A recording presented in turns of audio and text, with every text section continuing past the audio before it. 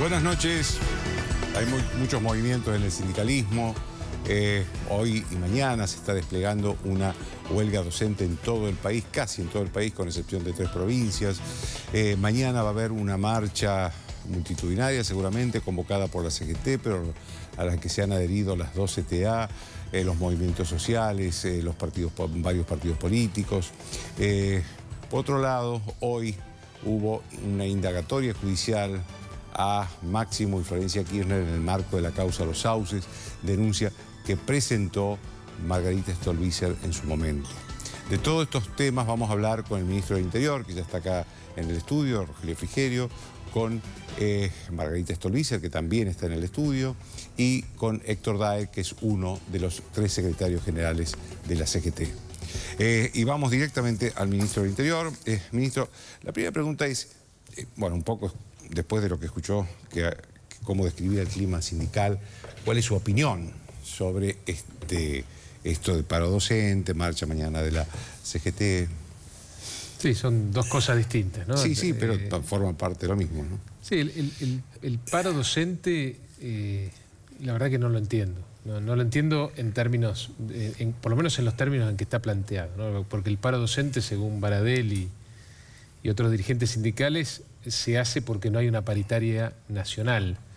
Y se hace independientemente de que ya muchas provincias cerraron la paritaria provincial. Los docentes son empleados públicos provinciales, como los enfermeros, como los médicos, como los policías, como muchos jueces o fiscales.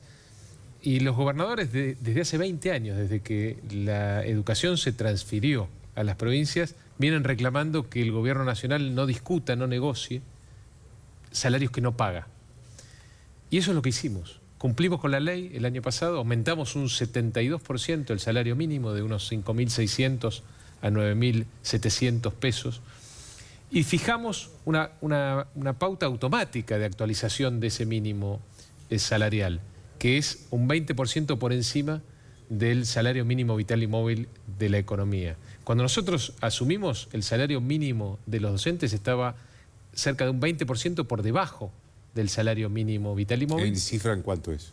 Bueno, hoy el salario mínimo, como les decía, es casi 10.000 pesos. Sí, pero cuando subieron, ¿cuánto era? 5.600. 5.600. Una vez fijado el mínimo, ya el Ministerio de Educación de la Nación cumple con la ley. El Ministerio de Educación Nacional tiene, por la ley, muy estipulado cuáles son sus obligaciones. El calendario escolar, fijar el mínimo salarial, las condiciones laborales generales de los docentes, pero no tiene que discutir la paritaria anual, porque esa es una función de cada uno de los gobiernos provinciales, como está ocurriendo. De hecho, el 50% de las provincias ya cerró o está por cerrar en estos días la paritaria. Y en este marco de plena negociación, hacer un paro prácticamente por tiempo indeterminado, realmente no lo entiendo. Privarle a 5 millones de estudiantes, de los 12 millones que tenemos, de 5 millones de pibes, no tener clase. Pero lo que escucho, ministro, no lo entiendo, la verdad que no lo entiendo. En plena discusión usted de está la diciendo paritaria. que en este paro docente hay intención política. Sin duda, no tengo duda. No tengo duda porque no lo entiendo, A ver, cuando uno el paro es la última instancia de negociación. Uno no arranca con un paro. El paro es cuando, después de una larga negociación, una etapa de debate y de discusión, no se llega a un acuerdo. Bueno, la última instancia, el derecho del trabajador, es ir al paro. Uno no arranca con un paro la negociación, como hizo Baradel y la CETERA y otros gremios de los docentes. De hecho, insisto, está en plena negociación la paritaria. Hoy, en las provincias, todos los días va cerrando una provincia una paritaria. ¿Por qué hacer un paro nacional si el gobierno nacional no paga los docentes de los empleados públicos, en este caso los maestros provinciales? Bueno, hablemos de la manifestación de mañana, de la marcha. La marcha y supuestamente la convocatoria a un paro de acá a unas semanas, también uno podría enmarcarla en este clima electoral que lamentablemente para mí por lo menos se anticipó.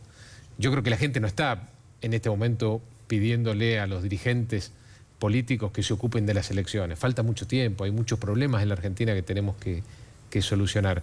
Yo rescato el apoyo y el acompañamiento de las centrales obreras durante el primer año de gestión. Fue un año muy difícil, un año donde tuvimos que transparentar una herencia tremenda que recibimos del gobierno anterior y fue un año donde la recesión continuó. Veníamos de 4 años de recesión.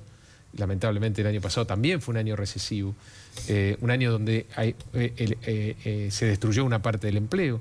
Y en ese marco, la verdad que yo tengo que resaltar el apoyo a la gobernabilidad ahora, ministro, del presidente por parte de los dirigentes de la central obreras. Ahora, lo que no se entiende es por qué, cuando la Argentina se está poniendo de pie, cuando empezamos a ver las variables macroeconómicas que muestran que lo peor ya pasó, que tenemos crecimiento de empleo, por supuesto no explosivo como nos gustaría, pero que el empleo empezó a crecer, que la inflación está cayendo, que la economía empieza a recuperarse, que hay más inversión, que se incrementan las exportaciones. En este momento justo, cuando en el peor momento acompañaron, el paro no ayuda, no contribuye a lo que queremos en la Argentina. Ese es el punto. Ahora, ministro, usted participó de las negociaciones con los dirigentes gremiales siempre.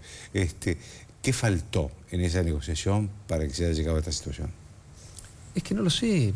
Yo creo que el diálogo es algo permanente. Nosotros nunca cortamos el diálogo. Yo abono al diálogo. Creo que eso es lo que le faltaba a la Argentina en el pasado. Necesitamos más reuniones, le vamos a encontrar la vuelta.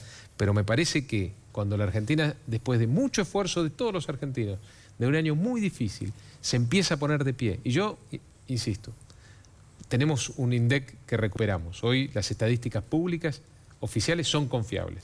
Y esas estadísticas nos dicen que, por ejemplo, el empleo se está recuperando, que hoy tenemos la misma cantidad de empleos que en enero del año pasado. Enero de este año contra enero del año pasado. Que la inflación, evidentemente, ya tiene un rumbo hacia la baja inexorable. Que los últimos 2 trimestres la economía creció respecto a los anteriores. Esos son variables inobjetables. Ahora, dicho esto, yo entiendo que para el que perdió el empleo, para aquel que no le alcanza el sueldo para llegar a fin de mes, esto que yo digo no tiene ningún sentido. Y que precisamente el Estado tiene que acompañar y estar muy cerca de toda esa gente que la sigue pasando muy mal. Bueno, pero los dirigentes políticos tenemos una responsabilidad, tenemos que ver el todo, y ese todo indica que la Argentina, después de un gran esfuerzo de todos, se está poniendo de pie. No podemos poner en riesgo esa situación. Lo que escuché de algunos dirigentes gremiales es que hubo ruptura del acuerdo firmado con los empresarios y el gobierno el año pasado, y hubo despidos en este periodo que supuestamente no iba a haber despidos. Sí, también tenemos un problema con la representatividad empresarial, es claro, digamos. No tenemos, así como tenemos a los dirigentes gremiales que representan a sus bases, en el caso de los empresarios no es así, yo lo lamento profundamente. Hay muchos dirigentes empresariales que se sentaban a esa mesa y que ellos mismos reconocían que no representaban a la totalidad de su sector empresario. Y eso forma parte también del deterioro institucional de la Argentina. No puede ser que no tengamos una representación empresarial acorde a lo que necesitamos hoy en la Argentina. Y es cierto, digamos, muchos de los que firmaban los acuerdos después no representaban a todas las empresas. Y probablemente sea cierto también que haya habido algunos despidos en esos sectores que se comprometieron a no hacerlo. Y nosotros lo vamos a denunciar al lado de los dirigentes gremiales. Pero de nuevo, ese no es el punto. Hoy claramente podemos decir que lo peor ya pasó, que mediante el sacrificio de todos los trabajadores, el acompañamiento de la dirigencia gremial, de gran parte de la dirigencia en general política en la Argentina, podemos decir que estamos poniendo a la Argentina de pie. Y en este contexto creo que lo que está pasando esta semana no ayuda. A partir del miércoles va a continuar la negociación con los dirigentes gremiales, inclusive por este paro que se está anunciando, que no se le ha puesto fecha todavía. No rompimos el diálogo, nosotros fomentamos el diálogo, creemos en el diálogo, creemos que eso es el camino, estamos dispuestos a escuchar, hemos probado y comprobado que estamos dispuestos a escuchar, que podemos revisar nuestras políticas si nos convencen que hay algo mejor, que hay una idea mejor. Lo hemos hecho, hemos podido, con una base de sustentación política débil, tenemos un tercio de los diputados, un quinto de los senadores, solamente 5 gobernadores sobre 24, y el Congreso sacó 100 leyes el año pasado. Evidentemente esto se logró mediante la búsqueda del consenso, el diálogo, entender que el que piensa distinto puede hacer un aporte al otro, y eso va a continuar, eso es inexorable en la Argentina. Esa etapa que se abrió en la Argentina del diálogo, de la no confrontación, de la búsqueda de acuerdos y de consensos para solucionar los problemas concretos de la gente, eso llegó para quedarse. Uno de los pedidos que hace algunos dirigentes gremiales, no sé si la secretaria, eso lo voy a preguntar a Daer después, es que haya un cambio de la política económica. ¿Usted cree posible eso? Me gustaría debatir a qué se refieren concretamente. A ver, nosotros podemos defender lo que estamos haciendo. Debatámoslo, no abortemos, no pongamos en riesgo el esfuerzo de tantos argentinos para poner finalmente a la Argentina lentamente de pie. El presidente tiene claro el norte, tiene claro hacia dónde tiene que ir la Argentina. Y lo que tenemos que ser es muy persistentes en ese rumbo. No podemos salirnos de este camino. Y me parece que este acompañamiento que hemos recibido de la mayoría de los dirigentes políticos, sindicales, en el año difícil que fue el 2016, no tenemos que ponerlo en riesgo por actitudes que pueden ser mezquinas o que pueden estar teñidas por el comienzo del año electoral. Hablemos un poco del gobierno. ¿Ha hecho ya una autocrítica el gobierno de los errores que cometió últimamente? Permanentemente hacemos autocrítica. ¿Y cuál es la conclusión? Que no lo van a cometer más. Bueno, fíjese lo que ocurrió hoy con el caso de Avianca. Nosotros tenemos que entender en el gobierno que la sociedad está muy sensible, que fue una sociedad o es una sociedad que soportó muchos años de mentiras por parte de los que tenían la responsabilidad de llevar adelante las riendas del Estado. Que la sociedad sufrió de funcionarios que se dedicaban más a llenarse los bolsillos que a resolver los problemas de la gente. Y en ese contexto hay que ser extremadamente cuidadosos, extremadamente cuidadosos. En el caso del Correo, evidentemente no lo fuimos, lo corregimos. En el caso de Avianca, si hay alguna duda, hay que plantearla antes. Y hay que dejar que la Oficina Anticorrupción, que la justicia, que todos actúen con una gran transparencia, porque la sociedad merece tener un gobierno que cuida hasta el más mínimo detalle en este contexto de tanta incredulidad por parte de la sociedad respecto a los políticos. Hablemos un poco de las elecciones.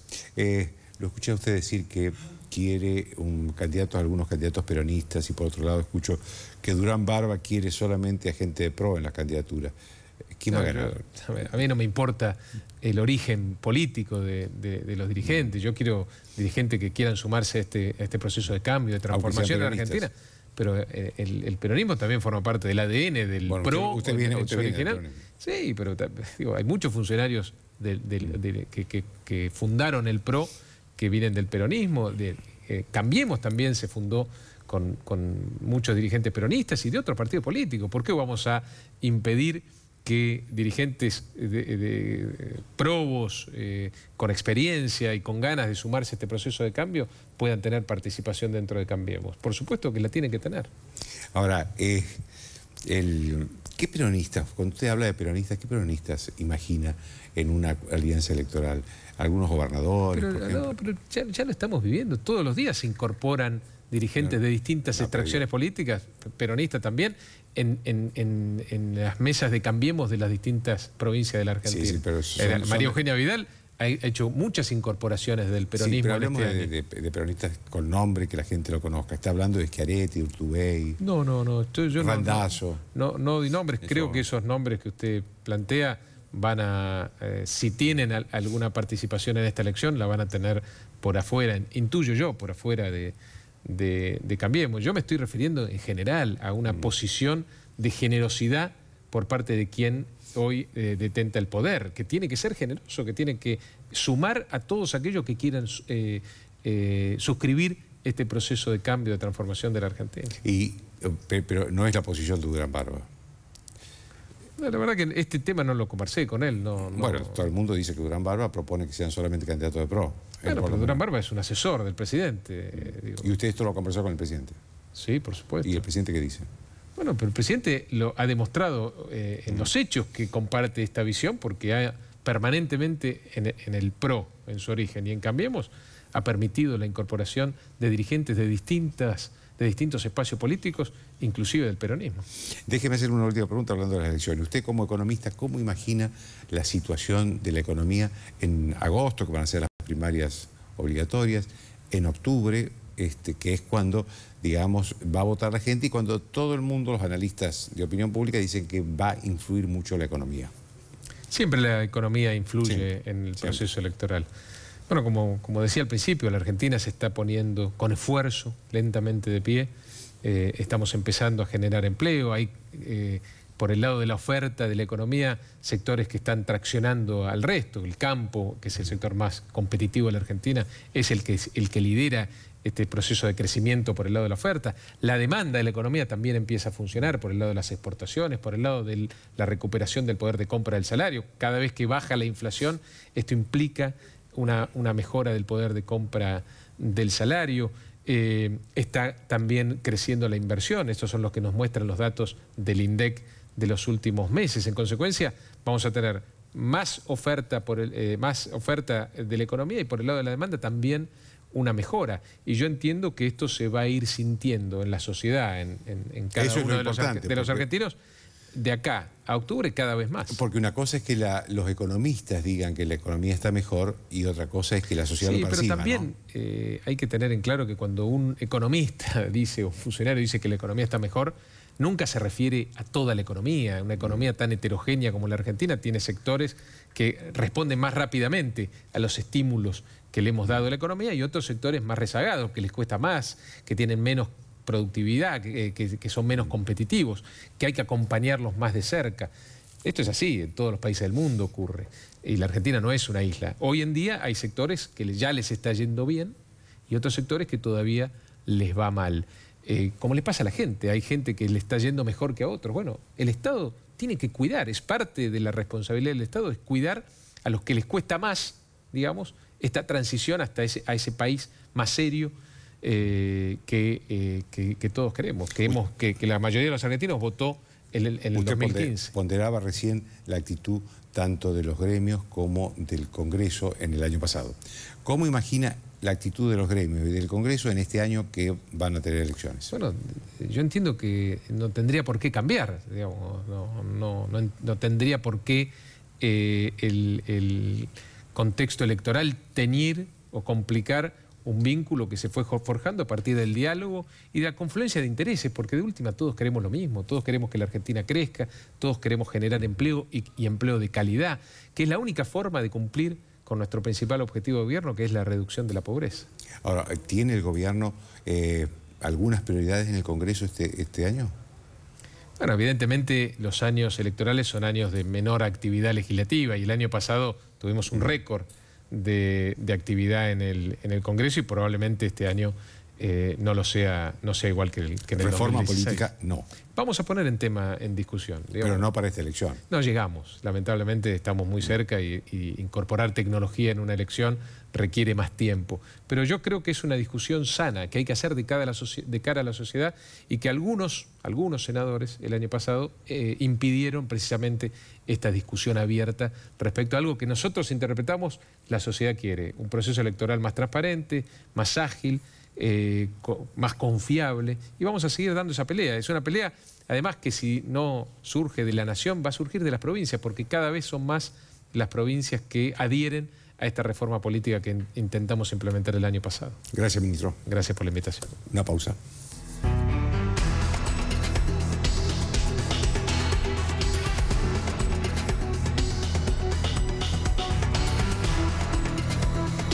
Auspician desde el llano.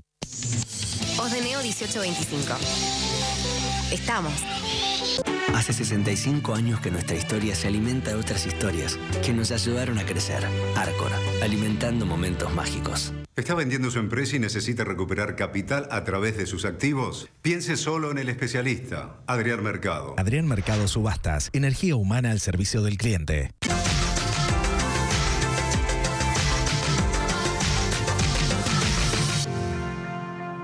Grupo Petrolero. Petersen, desde 1920, construyendo el país. Un banco presente junto a todos los argentinos. Banco Nación.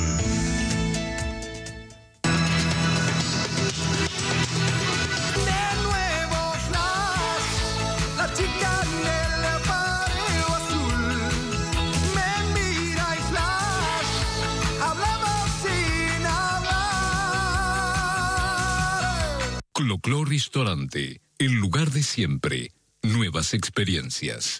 ¿Necesita renovar el parque automotor de su empresa? Piense solo en un especialista. Adrián Mercado, número 1 en subastas industriales.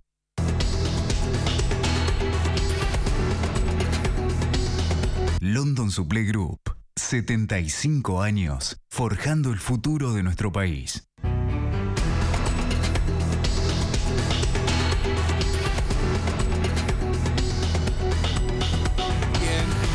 Que anuncié al principio, Margarita Stolbizer. Hoy estuvieron en tribunales siendo indagados por el juez Bonadío los hijos de Cristina Kirchner, Máximo y Florencia. ¿Qué participación? Pues esta es una denuncia suya, la de los sauces. ¿Qué participación tuvieron o tienen estos hijos de Cristina Kirchner en el supuesto lavado de dinero de la causa de los sauces? En la causa Los Sauces se investigan una cantidad de delitos. El lavado de dinero, sobre todo a partir de una ampliación que yo hice hace pocos días atrás respecto de la compra del departamento donde vive Florencia Kirchner.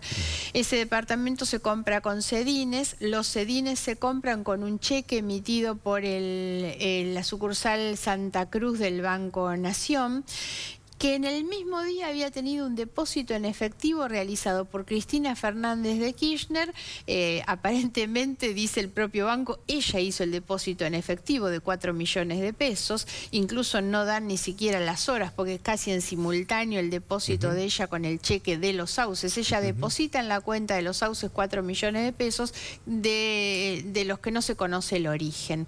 Entonces, un poco ahí está la suposición de que justamente ese traspaso de dinero tiene que ver con una maniobra de lavado, porque el lavado es quitarle lo sucio que trae de origen el dinero para terminar siendo una propiedad inmueble donde la chica vive y entonces tiene apariencia de legalidad.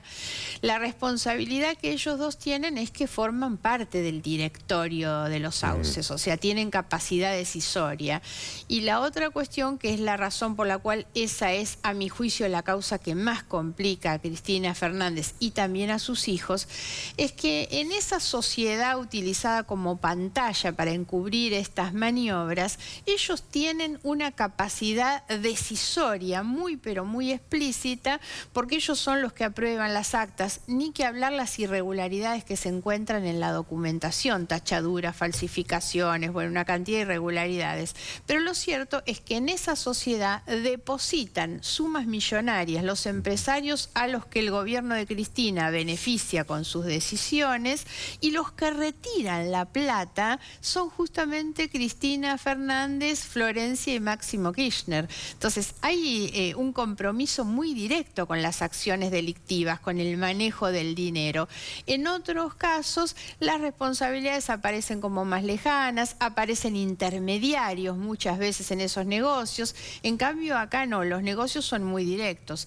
Máximo es quien tiene además intercambios de cheques muy habituales con los hijos de Lázaro Báez, por ejemplo. Entonces ahí es donde se va armando esta operatoria, que además del lavado está lo que para mi juicio es el pago de sobornos, el pago de coimas, porque es muy claro a través de los empresarios Lázaro Báez. Claro, las empresas, digamos, que ganan las licitaciones, o en el caso de Fabián de Sousa y Cristóbal López, obtienen beneficios por concesiones que hace el gobierno, son los que depositan con ese formato de alquiler de inmuebles. Entonces, para mí eso es una devolución de favores, es un pago de sobornos. El otro delito es el de las negociaciones incompatibles con la función pública, ¿no? Y ahí hay, en el caso de Lázaro Báez, pese a que él declaró y en la declaración que sí aceptó muchas otras cosas, pareció olvidarse de estas. Hay 12 operaciones que él hace directamente en beneficio de la señora de Kirchner, que una es la construcción de un edificio, de un condominio, del que no se registra nunca que le hayan pagado ni que él haya cobrado por haber construido eso. El acuerdo previo... Esto hace Lázaro Báez. Sí, Lázaro Báez. Austral Construcciones, que es la empresa. Sí, sí. Si bien el acuerdo previo era que se iban a quedar, una vez construido, mitad de los departamentos él y mitad Néstor Kirchner, lo cierto es que después terminan todos los departamentos a nombre de Néstor Kirchner. Y en el caso de Cristina Fernández, Báez construye una ampliación del hotel propiedad de Cristina Fernández, le agregan al hotel spa, más habitaciones, lo agrandan, o sea que el hotel de Cristina adquiere un mayor valor dentro de su patrimonio y no hay nunca una constancia de que se le haya pagado. Se había comprometido transferir un lote de terreno y nunca se transfirió ese lote. La conclusión, por supuesto, que es que en definitiva esas obras que pasaron a agrandar el patrimonio de la familia Kirchner las terminamos pagando todas nosotros, claro, porque no eran otra cosa que la devolución por las obras. Por algo Lázaro Báez es un empresario multimillonario. Claro. Ahora, Margarita, en esta causa Los Sauces yo veo con mirada lejana, no con la mirada precisa que tiene usted, porque es la que hizo la denuncia, muy parecida a Otesur.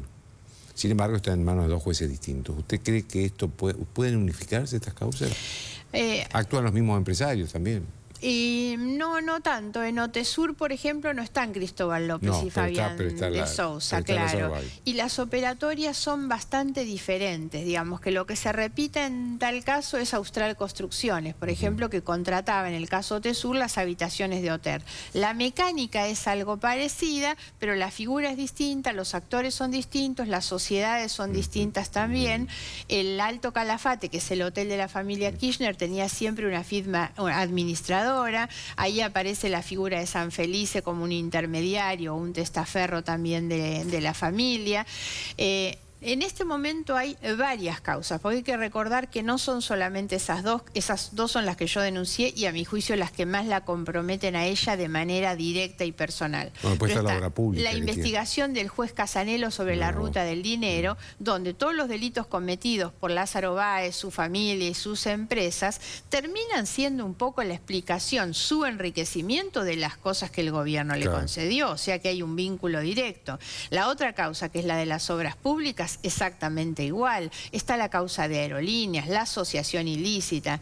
Entonces, hoy está bien que esas causas avancen por separado porque eso permite que tengan otra agilidad, digamos. Pero en algún momento, seguramente en el juicio oral, tendrá que haber una mirada integradora de todo esto, porque lo cierto, yo estoy convencida que la asociación ilícita existe, pero también sé que es el delito de más difícil comprobación. Entonces va a tener que unir el resto de los delitos y de los hechos, digamos, que todos están muy vinculados. El kirchnerismo estaba denunciando en estos días que existía la posibilidad de que el juez Bonadío la pusiera presa a Cristina Kirchner mañana. ¿Usted qué cree?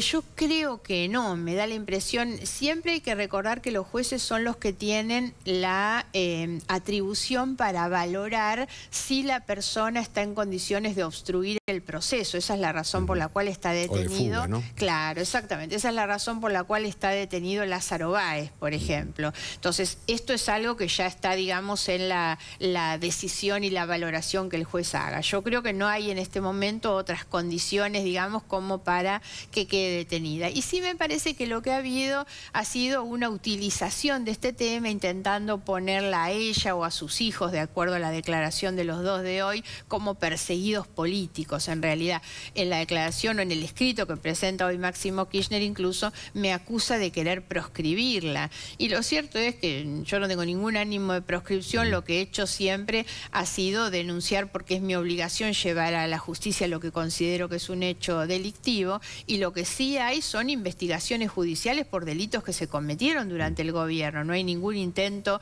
de persecución política en esto, son investigaciones judiciales. Margarita, hablemos un poco del clima que se está viviendo en estos días, hoy, mañana, el paro docente, la marcha de la CGT de mañana. ¿Cómo está viendo eso? A ver, primera cuestión, a veces me da la impresión que el gobierno, a quien he dicho en algún momento, creo que le falta política, ¿no? Ojalá fuera un gobierno que escuchara más a los Frigerio, por ejemplo, o a los Monzó, que son dirigentes políticos. Me da la impresión que el exceso de marketing, digamos, que tiene este gobierno, demuestra una carencia de política. Y yo siento a veces que hay una subestimación de la política. Entonces los funcionarios, cuando se refieren al paro, dicen, es un paro político. Esto está mal porque es político, hacen política. Bueno, la verdad, lo primero que deberían darse cuenta es que ellos también hacen política y lo que no pueden es descalificar un paro por esa razón. En definitiva, las decisiones que cruzan nuestra vida cotidiana, cuando se fijan salarios, precios, el lugar por donde pasa el colectivo, son decisiones de la política, y lo que nosotros debemos hacer es saber que todos juegan dentro de esas reglas. Yo creo que además el gobierno está mostrando una falta de sensibilidad respecto de lo que le pasa a la gente en su vida cotidiana. La economía no se mide por los números de la macroeconomía, se mide por el impacto que tiene en el bolsillo de una familia, de un trabajador, el costo del transporte para mandar a los chicos a la escuela o llegar ellos a su lugar de trabajo. Y lo que uno viene viendo es esto. Además, hay que pensar, estamos a 2 meses de inicio del año. Los aumentos de la luz, que han tenido que dividir en 2 para que no se note que están aumentando el 70% la luz. El combustible, con el impacto que eso tiene, porque tiene un efecto dominó sobre todos los productos de la canasta. Los peajes, las prepagas, ahora los útiles de la escuela, el transporte, el gas. Y sin embargo nos quieren hacer creer que está todo bien y no acusan recibo de esta situación, intentan descalificar por el lado de la política. Ahora, ¿que hay aprovechamiento político? Sí, lo hay, y me parece que el gobierno debería saber que esas son las reglas de juego y no ir al punto de la descalificación por esa razón. Yo quisiera que hubiera una mayor madurez en el tratamiento de estas cuestiones, tal cual lo dijo recién el ministro. Ellos negociaron con la CGT durante mucho tiempo, sin ir más lejos, hace pocos días atrás negociaron la ley de las ART, que se terminó frustrando el acompañamiento por otros motivos, que fue el tema del descuento a los jubilados. Me da la impresión que están como a la defensiva en una situación en la que lo que esperan los trabajadores, ya no solamente los dirigentes sindicales, es una respuesta que atienda a los problemas que la gente tiene en su vida cotidiana. Respecto del tema del paro docente, creo que el gobierno debería hacer algo que no está haciendo, que no solamente la paritaria, sino una paritaria pública. Porque me da la impresión que en la medida en que todos supiéramos qué es lo que se está negociando... ¿Usted se refiere a una paritaria nacional? Sí, y pública. Lo que me refiero más que el ámbito es la publicidad. Porque hoy todos sabemos perfectamente que entran, negocian a puerta cerrada y cuando salimos cada uno da su versión. Si en realidad tuviéramos la posibilidad de acceder a esas discusiones, me parece que las cosas se resolverían mucho más rápido, que por lo menos la sociedad tendría la posibilidad de mirar y de valorar de manera más ajustada la actitud de cada una de las partes. Hablemos un poquito de las elecciones. ¿Cómo imagina que su participación en las elecciones? Vamos, ¿va a estar aliada con Sergio Massa? ¿Ya es una decisión eso? Lo hemos visto en el verano con muchas actividades con Sergio Massa. ¿Ya es una decisión aliarse con Sergio Massa? No, no es una decisión, pero no lo es porque yo soy absolutamente respetuosa de los trámites orgánicos de mi partido. Nosotros estamos en un proceso de deliberación en toda la provincia de Buenos Aires, porque las distintas provincias van a tener autonomía en su decisión para definir estrategias electorales, pero en la provincia estamos haciendo nuestras reuniones en todas las secciones y dar un debate, primero que nada, de cómo estamos nosotros, de dónde venimos y cuál es la permeabilidad dentro del escenario electoral para llevar adelante nuestras ideas del progresismo.